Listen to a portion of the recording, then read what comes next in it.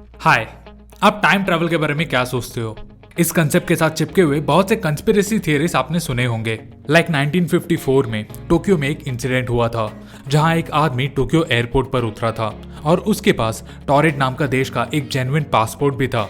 एक ऐसा देश हमारे वर्ल्ड मैप के मुताबिक एग्जिस्ट भी नहीं करता।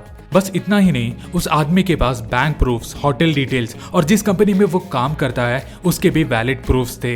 लेकिन वो बैंक और वो कंपनी दोनों के पास उस आदमी का कोई रिकॉर्ड भी नहीं था। Strange right? बस इतना ही नहीं, दूसरा दिन वो आदमी अचानक से अपने रूम से ही गायब हो गया था। इसी के साथ आपने वो बर्मुडा ट्रायंगल वाली स्टोरीज भी सुने होंगे जहां वो समुद्र का एक स्पेसिफिक रीजन एक टाइम ट्रैवल पोर्टल के जैसे काम करता है। और एक ऐसा फेमस थियरी है कि अगर आप लाइट की स्पीड से अर्थ का चक्कर लगाते हो तो ये कहा जाता है कि आप पॉसिबली फ्यूचर या पास्ट में लैंड कर सकते हो।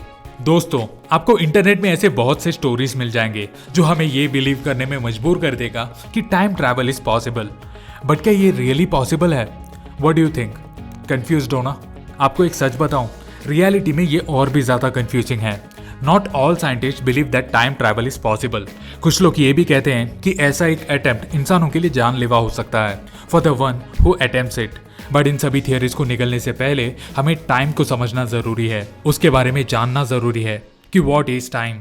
जबकि दुनिया के ज्यादातर लोग टाइम को एक कांस्टेंट या स्थिर मानते हैं, फिजिसिस्ट एल्बर्ट आइंस्टाइन ने बताया है कि time is an illusion, it is relative. यानी ये टाइम अलग अलग ऑब्जर्वर के हिसाब से बदल सकता है depending on your speed through space. Einstein के हिसाब से टाइम एक 4 डायमेंशन है और स्पेस को हम ऑलरेडी एक 3 डायमेंशनल एरिया के जैसे डिस्क्राइब करते हैं जो एक ट्रैवलर को coordinates such as length, width और हाइट प्रोवाइड करता है जो उसे उसका लोकेशन बताता है। और इसमें ये टाइम एक नया कोऑर्डिनेट प्रोवाइड करता है, दैट इज डायरेक्शन। हालांकि कन्वेंशनल तौर से ये बस आगे ही चलता जाता है। बाबा आइंस्टाइन की स्पेशल रिलेटिविटी थियरी ये बताती है कि टाइम का स्लो होना या स्पीड अप होना इस पे निर्भर करता है कि आप किसी और चीज के रिलेटिव में कितने तेजी से आगे बढ़ते हो।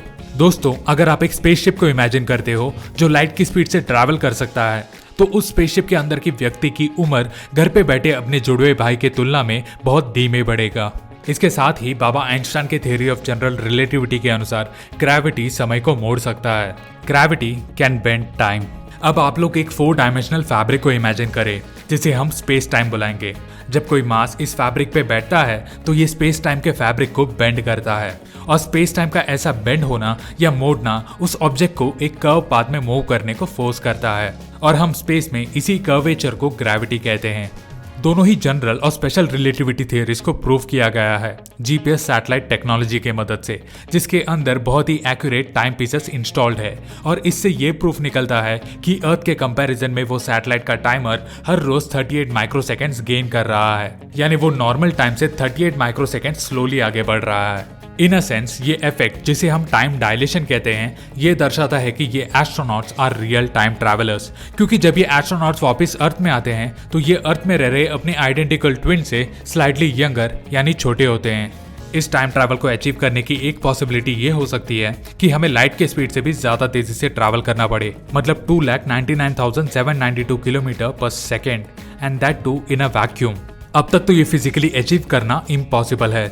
हालांकि कुछ साइंटिस्ट आइंस्टाइन के इक्वेशन को एक्सटेंड करके इसे पॉसिबल करने को ट्राई कर रहे हैं। इसकी और एक लिंक्ड पॉसिबिलिटी जिसे नासा मानती है वो ये है कि to create wormholes between the points in space time. जबकि बाबा आइंस्टाइन के इक्वेशन के अनुसार ये बस छोटे पार्टिकल्स के लिए पॉसिबल होगा और ये जल्द ही कोलैप्स भी हो जाएंगे। एंड ऑल्सो साइंटिस्ट ने अब तक कोई वर्म होल्स को ऑब्जर्व नहीं किए हैं। ऊपर से जो टेक्नोलॉजी इस वर्म होल को क्रिएट करने के लिए लगते हैं is far beyond anything that we have today. इस टाइम ट्रैवल का एक और ऑप्शन है ब्लैक होल्स। इसका एक और पॉसिबिलिटी ये हो सकता है कि ऐसा एक स्पेसशिप बनाओ जो रैपिडली ब्लैक होल के अराउंड घूम सकता हो। ये concept actually famous physicist Stephen Hawkings का था।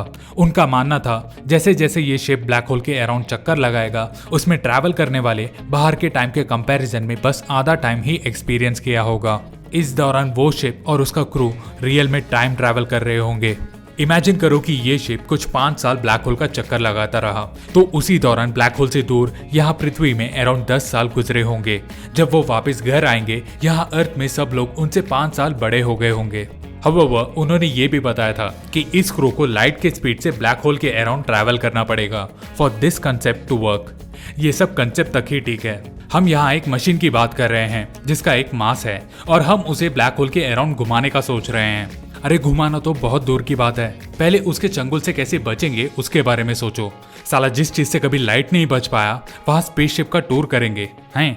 चलो ठीक है, हम मान भी लेते हैं कि ऐसे तैसे करके हमने एक टाइम ट्रैवल प्लान बना भी लिया, बट जो मशीन ये स्पेस फ्लाइट ट्रैवल के लिए लगेगा उसे बनाएंगे कैसे? हमारे इस पृथ्वी में बनी हुई एक भी मटेरियल इस लाइट स्पीड ट्रैवल के दौरान फेस किए जाने वाले फोर्सेस को झेलने के लिए बने ही नहीं है। इसे अकॉम्प्लिश करने के लिए हमें एक ऐसा फॉर्म ऑफ एक्सोटिक मैटर लगेगा जिसमें so called negative energy density का कैरेक्टरिस्टिक्स होगा। ऐसे मटेरियल्स का बिहेवियर और प्रॉपर्टीज नॉर्मल से भी बहुत अजीब होंगे।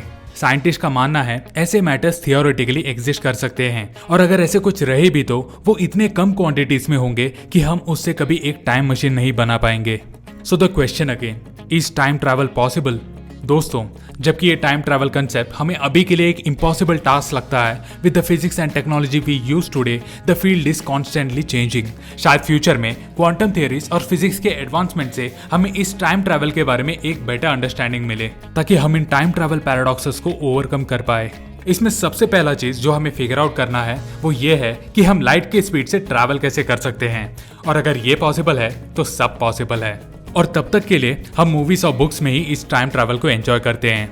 आई होप आपके टाइम ट्रैवल रिलेटेड थोड़े बहुत डाउट्स तो क्लियर हो गए होंगे। इफ यस, प्लीज इस वीडियो को लाइक करें और शेयर करें, और आप भी अपने ओपिनियंस और आइडियाज को हमारे साथ शेयर कर सकते हैं इन आवर कमेंट सेक्शन।